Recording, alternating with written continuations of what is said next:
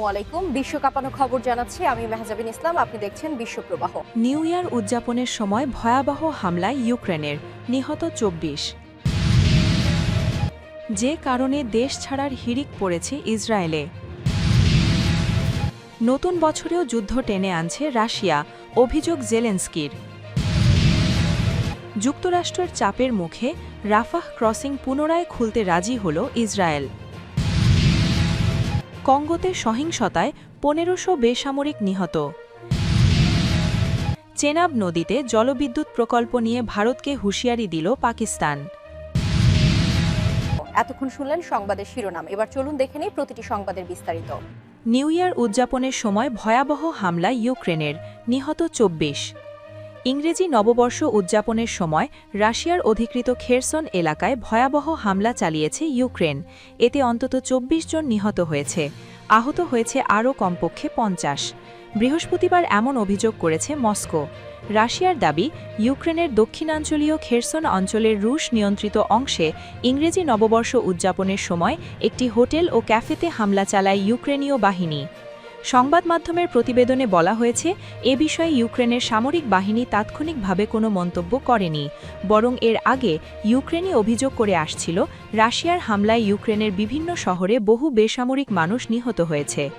Kherson অঞ্চলের Russia নিযুক্ত governor Vladimir সালদো প্রথম এই অভিযোগ তোলেন। পরে রাশিয়ার পররাষ্ট্র মন্ত্রণালয় ও দেশটির শীর্ষ রাজনীতিকরা একে সন্ত্রাসী হামলা বলে অভিহিত করেন। তবে সালদোর দফতর থেকে প্রকাশিত হামলার পরবর্তী ছবিগুলো বা অভিযোগের সত্যতা তাৎক্ষণিকভাবে যাচাই করতে পারেনি ব্রিটিশ সংবাদ মাধ্যম রয়টার্স। প্রকাশিত ছবিতে একটি সাদা চাদরের নিচে একটি মৃতদেহ দেখা যায়। ভবনটিতে ভয়াবহ অগ্নিকাণ্ডের চিহ্ন ছিল এবং মাটিতে রক্তের দাগের মতো চিহ্ন দেখা গেছে। সালদো বলেন, উপকূলীয় গ্রাম খোরলিতে নববর্ষ উদযাপনের স্থানে ৩টি ইউক্রেনীয় ড্রোন আঘাত হানে। তিনি উল্লেখ করেন, এটি ছিল বেসামরিক মানুষের ওপর ইচ্ছাকৃত হামলা, যাতে অনেক মানুষ আগুনে পুড়ে মারা যান। রাশিয়ার পররাষ্ট্র মন্ত্রণালয়ের প্রাথমিক তথ্যে বলা হয়, এই হামলায় অন্তত ২৪ জন নিহত হয়, যার মধ্যে একটি শিশু রয়েছে। আহত হয় আরও অন্তত ৫০ জন, যাদের মধ্যে ৬ জন নাবালক রয়েছে। আহতরা সবাই হাসপাতালে চিকিৎসাধীন। মন্ত্রণালয়ের বিবৃতিতে বলা হয়, এতে কোনো সন্দেহ নেই যে হামলাটি আগেই পরিকল্পিত ছিল এবং ড্রোনগুলো ইচ্ছাকৃতভাবে সেই সব স্থানে আঘাত হানে যেখানে বেসামরিক মানুষ নববর্ষ উদযাপনের জন্য জড়ো হয়েছিল। একে যুদ্ধাপরাধ বলে উল্লেখ করেছে রাশিয়া। রাশিয়ার নিরাপত্তা পরিষদের ডেপুটি চেয়ারম্যান দিমিত্রি মেদভেদেভ রাষ্ট্রীয় সংবাদ সংস্থা তাসকে বলেন, মস্কো এই হামলার প্রতিশোধ যুদ্ধক্ষেত্রেই নেবে এবং হামলাকারী ও তাদের কমান্ডারদের লক্ষ্যবস্তু করা হবে। রাশিয়ার পররাষ্ট্র মন্ত্রণালয়ের মুখপাত্র মারিয়া জাখারোভা টেলিগ্রামে দেওয়া একটি বিবৃতিতে দাবি করেন, এই ঘটনার জন্য শেষ পর্যন্ত ইউক্রেনের পশ্চিমা মিত্ররাই দায়ী। রাশিয়ার সংসদের ২ কক্ষের স্পিকার সহ দেশটির শীর্ষ রাজনীতিকরাও কিয়েভের প্রতি তীব্র নিন্দা জানান। যে কারণে দেশ ছাড়ার হিড়িক পড়েছে ইসরায়েলে। ইসরায়েলি জনগণের মধ্যে দেশ ছাড়ার প্রবণতা বাড়ছে। দেশটির কেন্দ্রীয় পরিসংখ্যান ব্যুরো সিবিএস এই তথ্য জানিয়েছে। সংস্থাটি জানিয়েছে, ২০২৫ সালে দেশটি ছেড়ে গেছেন প্রায় ৭০,০০০-এরও বেশি ইসরায়েলি। বুধবার প্রকাশিত গবেষণায় সিবিএস জানিয়েছে, টানা দ্বিতীয় বছরে ইসরায়েলের ইমিগ্রেশন ব্যালেন্স ঋণাত্মক হয়েছে। মূলত গাজায় আগ্রাসনের ফলে সৃষ্ট যুদ্ধ পরিস্থিতির কারণে দেশটির নাগরিকদের মাঝে এই প্রভাব দেখা যায়। সিবিএসের বরাতে টাইমস অফ ইসরায়েল জানিয়েছে, ২০২৫ সালে ইসরায়েলের মোট জনসংখ্যা ১.১% বেড়ে রেকর্ড ১,১,৭৮,০০০ অর্থাৎ ১০.১78 মিলিয়নে পৌঁছেছে। আগের বছরের মতোই এই প্রবৃদ্ধির হার অপরিবর্তিত থাকলেও এটি ইসরায়েলের ইতিহাসে জনসংখ্যা বৃদ্ধির অন্যতম ধীর বছরগুলোর একটি। একই দিনে টাউব সেন্টার ফর সোশ্যাল পলিসি স্টাডিজের আরেকটি গবেষণা প্রতিবেদন প্রকাশিত হয়। তাতে অনুমান করা হয়, জনসংখ্যা বৃদ্ধির হার ০.৯% নেমে আসতে পারে। দেশটির ইতিহাসে এটি প্রথমবার জনসংখ্যা বৃদ্ধির হার ১% নিচে নেমে গেল। সিবিএস জানিয়েছে, ২০২৫ সালে প্রায় ২৪,৬০০ নতুন অভিবাসী ইসরায়েলে এসেছেন, যা ২০২৪ সালের তুলনায় ৮,০০০ কম। এই হ্রাসের বড় কারণ ছিল রাশিয়া থেকে আগত অভিবাসীদের সংখ্যা হঠাৎ কমে যাওয়া। বিশেষজ্ঞরা বলছেন, সাম্প্রতিক বছরগুলিতে ইসরায়েলের রাজনৈতিক ও নিরাপত্তা পরিস্থিতি মারাত্মক অবনতি হয়েছে। একদিকে গাজায় আগ্রাসনের ফলে দেশের ভেতরে নিরাপত্তা সংখ্যা দূর হওয়ার বদলে আরও বেড়েছে, আর নেতানিয়াহুর স্বেচ্ছাচারী শাসনেও হাঁপিয়ে উঠেছেন ইসরায়েলিরা। নতুন বছরেও যুদ্ধ টেনে আনছে রাশিয়া, অভিযোগ জেলেনস্কির। ইউক্রেনের প্রেসিডেন্ট ভলোদিমির জেলেনস্কি বলেছেন, নতুন বছরের শুরুতেও দুই দেশের সংঘাত থামায়নি রাশিয়া। প্রায় 4 বছরে পা রাখা এই যুদ্ধকে মস্কো নতুন বছরেও টেনে আনছে বলে মন্তব্য করেন তিনি। বৃহস্পতিবার ইউক্রেনের প্রেসিডেন্ট জানান, বর্ষাবরণের রাতে ইউক্রেন জুড়ে 200টিরও বেশি ড্রোন ছুড়েছে রাশিয়া। এসব হামলার প্রধান লক্ষ্য ছিল ইউক্রেনের জ্বালানি অবকাঠামো। সামাজিক যোগাযোগ মাধ্যমে এক পোস্টে জেলেনস্কি বলেন, রাশিয়া ইচ্ছাকৃতভাবেই যুদ্ধকে নতুন বছরে নিয়ে এসেছে। তারা রাতভর ইউক্রেনে 2 শতাধিক ড্রোন দিয়ে হামলা চালিয়েছে। বিশেষ করে আমাদের জ্বালানি খাতকে লক্ষ্য করেই এই হামলা চালানো হয়েছে। যুক্তরাষ্ট্রের চাপের মুখে রাফা ক্রসিং পুনরায় খুলতে রাজি হল ইসরায়েল। অক্টোবরে যুক্তরাষ্ট্র প্রশাসনের আরোপিত ট্রাম্পের 20 দফা পরিকল্পনার প্রথম ধাপে গাজায় ইসরায়েলের গণহত্যামূলক যুদ্ধের অবসান ঘটানো, ইসরায়েলি কর্তৃপক্ষকে ফিলিস্তিনে মানবিক সহায়তা প্রবেশের অনুমতি দেয়া এবং রাফা ক্রসিং উভয় দিকেই খুলে দিতে বলা হয়েছিল। ইসরায়েলি গণমাধ্যমের প্রতিবেদনে বলা হয়েছে, প্রধানমন্ত্রী বেনিয়ামিন নেতানিয়াহু যুক্তরাষ্ট্র সফর শেষে ফেরার পর গাজা উপত্যকা ও মিশরের মধ্যবর্তী রাফা সীমান্ত ক্রসিংটি উভয় দিকেই পুনরায় খুলতে প্রস্তুতি নিচ্ছে ইসরায়েল। বুধবার 31 ডিসেম্বর ইসরায়েলের সংবাদ মাধ্যম কান 11 জানায়, যুক্তরাষ্ট্রের প্রেসিডেন্ট ডোনাল্ড ট্রাম্পের চাপের ফলেই এই সিদ্ধান্ত এসেছে। গাজার ফিলিস্তিনিদের জন্য বহির্বিশ্বে যাওয়ার একমাত্র পথ ছিল রাফা ক্রসিং।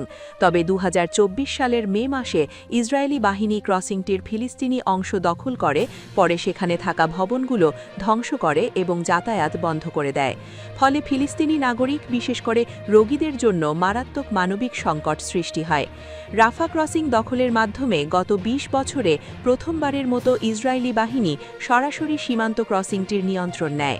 পরে তারা ফিলাডেলফিয়া করিডোর জুড়ে একটি মিলিটারি বাফার জোনে সৈন্য মোতায়েন করে, যেখানে তারা আজও অবস্থান করছে। কান নিউজ জানায়, নেতানিয়াহু যুক্তরাষ্ট্রে ট্রাম্পের সাথে সাক্ষাতের আগে রাফা ক্রসিং উভয় দিকেই পুনরায় খোলার বিষয়ে আলোচনা হয়েছিল, তবে সে সময় পদক্ষেপটি স্থগিত রাখা হয়। উল্লেখ্য, অক্টোবরে যুক্তরাষ্ট্র প্রশাসনের আরোপিত ট্রাম্পের 20 দফা পরিকল্পনার প্রথম ধাপে গাজায় ইসরায়েলের গণহত্যামূলক যুদ্ধের অবসান ঘটানো, ইসরায়েলি কর্তৃপক্ষকে ফিলিস্তিনে মানবিক সহায়তা প্রবেশের অনুমতি দেয়া এবং রাফা ক্রসিং উভয় দিকেই খুলে দিতে বলা হয়েছিল। কঙ্গোতে সহিংসতায় 1,500 বেসামরিক নিহত। গণতান্ত্রিক কঙ্গো প্রজাতন্ত্র DR কঙ্গোর পূর্বাঞ্চলীয় প্রদেশ দক্ষিণ কিভুতে চলমান সহিংসতায় এখনও পর্যন্ত 1,500-এরও বেশি বেসামরিক মানুষ নিহত হয়েছেন। গত বছরের ডিসেম্বরের শুরু থেকে এই সহিংসতা শুরু হয়। কঙ্গো সরকার বুধবার 31 ডিসেম্বর জানিয়েছে, দেশটির পূর্বাঞ্চলীয় প্রদেশ দক্ষিণ কিভুতে ক্রমবর্ধমান সহিংসতায় ডিসেম্বরের শুরু থেকে এ পর্যন্ত 1,500-এরও বেশি বেসামরিক মানুষ নিহত হয়েছেন। সরকারি এক বিবৃতিতে বলা হয়, প্রদেশের বিভিন্ন এলাকায়, বিশেষ করে কামানিওলা উভিয়া অক্ষ বরাবর সংঘর্ষ তীব্রতর হয়েছে। সশস্ত্র অভিযানের ফলে সেখানে ব্যাপক বাস্তুচ্যুতি ঘটেছে। চীনা বার্তা সংস্থা সিনহুয়ার খবরে বলা হয়েছে, চলমান নিরাপত্তাহীনতার কারণে 5 লাখেরও বেশি মানুষ তাদের ঘরবাড়ি ছাড়তে বাধ্য হয়েছেন। বিবৃতিতে আরও বলা হয়, যুদ্ধের ফ্রন্ট লাইন ধীরে ধীরে দক্ষিণ দিকে সরে গেছে। এর ফলে উভিরা, ফিজি ও মুয়েঙ্গা সহ দক্ষিণ কিভুর একাধিক এলাকা এখন সহিংসতার প্রভাবের মধ্যে পড়েছে। সরকার এই সহিংসতা বৃদ্ধির জন্য অঞ্চলে সক্রিয় অস্ত্রগোষ্ঠীগুলোকে দায়ী করেছে। তাদের বিরুদ্ধে বিদ্যমান প্রতিশ্রুতি ও আন্তর্জাতিক মানবিক আইন লঙ্ঘনের অভিযোগ তোলা হয়েছে। সরকার দেশজুড়ে রাষ্ট্রীয় কর্তৃত্ব পুনঃপ্রতিষ্ঠার প্রতিশ্রুতি ব্যক্ত করেছে এবং দোষীদের বিরুদ্ধে কূটনৈতিক ও জায়িক প্রক্রিয়ার মাধ্যমে জবাবদিহিতা নিশ্চিত করার কথা জানিয়েছে। DR কঙ্গোর উত্তরাঞ্চল দীর্ঘদিন ধরেই অস্থিরতায় ভুগছে।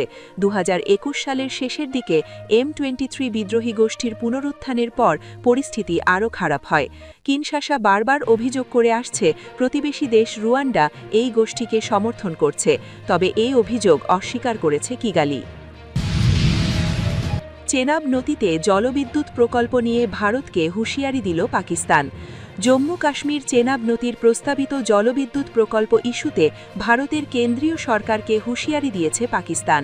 দেশটির পররাষ্ট্র মন্ত্রণালয় জানিয়েছে, সিন্ধু পানি বণ্টন চুক্তি ভেঙে সিন্ধু ও তার সঙ্গে সম্পর্কিত নদীগুলোর ওপর কোনো প্রকার দখলদারিত্ব বরদাস্ত করবে না ইসলামাবাদ। চেনাব নদীর যে অংশটি জম্মু কাশ্মীর রাজ্যের ওপর দিয়ে বয়ে চলেছে, ভারতে সেটির নাম চন্দ্রভাগা। সম্প্রতি ভারতের কেন্দ্রীয় সরকারের পরিবেশ মন্ত্রণালয় জম্মু কাশ্মীর রাজ্যের কিস্তওয়ারে চন্দ্রভাগা নদীর ওপর ২৬০ মেগাওয়াটের দুলহস্তি স্টেজ 2 প্রকল্পের জন্য সবুজ সংকেত দিয়েছে। ডিসেম্বরের শেষ পর্বে পরিবেশ মন্ত্রণালয়ের বিশেষজ্ঞ মূল্যায়ন কমিটির ৪৫তম বৈঠকে প্রকল্পটির কাজ শুরু করার সিদ্ধান্ত নেয়। আনুমানিক ৩,২০০ কোটি টাকার এই প্রকল্পের জন্য টেন্ডার নেওয়ার কাজও শুরু হয়ে গেছে। তার মধ্যেই হুঁশিয়ারি এলো ইসলামাবাদ থেকে। গতকাল বৃহস্পতিবার ইসলামাবাদে পাকিস্তানের পররাষ্ট্র মন্ত্রণালয়ের ব্রিফিংয়ে সাংবাদিকদের এক প্রশ্নের উত্তরে মন্ত্রণালয়ের মুখপাত্র তাহির হোসেন আন্দ্রাবি বলেন, সম্প্রতি আমরা সংবাদ মাধ্যমে দেখেছি যে ভারত চেনাব নদীর জম্মু কাশ্মীর অংশে দুলহস্তি স্টেজ 2 জলবিদ্যুৎ প্রকল্প নির্মাণ করছে। অবশ্যই এই সংবাদ উদ্বেগের, কারণ ভারত থেকে এ ব্যাপারে এখনও পর্যন্ত আমাদের এই প্রকল্পের ব্যাপারে কোনো তথ্য জানায়নি। ভারত যদি সত্যিই সিন্ধু পানি বণ্টন চুক্তির লিখিত সীমিত অনুমতির চরম অপব্যবহার এবং সিন্ধু চুক্তির গুরুতর লঙ্ঘন করে, আমরা বারবারই বলে আসছি যে এই চুক্তি নিয়ে ভারতের সাথে আমাদের যে বিবাদ রয়েছে আমরা তা শান্তিপূর্ণভাবে মীমাংসা করতে চাই। কিন্তু ভারত যদি পরিকল্পিতভাবে চুক্তির শর্ত লঙ্ঘন করে বা পাকিস্তানের জাতীয় স্বার্থে আঘাত করে, সেক্ষেত্রে ইসলামাবাদ তা কখনো বরদাস্ত করবে না। প্রসঙ্গত, টানা ৯ বছর আলোচনার পরে বিশ্ব ব্যাংকের মধ্যস্থতায় ১৯৬০ সালের ১৯শে সেপ্টেম্বর ভারতের প্রথম প্রধানমন্ত্রী জওহরলাল নেহেরু এবং পাকিস্তানের তৎকালীন প্রেসিডেন্ট ফিল্ড মার্শাল আইয়ুব খানের মধ্যে সিন্ধু নদীর পানি বণ্টন সংক্রান্ত চুক্তি স্বাক্ষরিত হয়। পাকিস্তানের করাচি শহরে গিয়ে এই চুক্তিপত্রে স্বাক্ষর করেছিলেন পণ্ডিত নেহেরু। সিন্ধু পানি বণ্টন চুক্তি অনুযায়ী পূর্ব দিকের 3টি নদী অর্থাৎ বিপাশা, ইরাবতী ও শতদ্রুর জলের ওপর সম্পূর্ণ নিয়ন্ত্রণ থাকবে ভারতের। ২০২৫ সালের ২২শে এপ্রিল জম্মু কাশ্মীরের অনন্তনাগ জেলার পেহেলগামে জঙ্গি হামলার পর সিন্ধু পানি বণ্টন চুক্তি স্থগিত করে ভারত।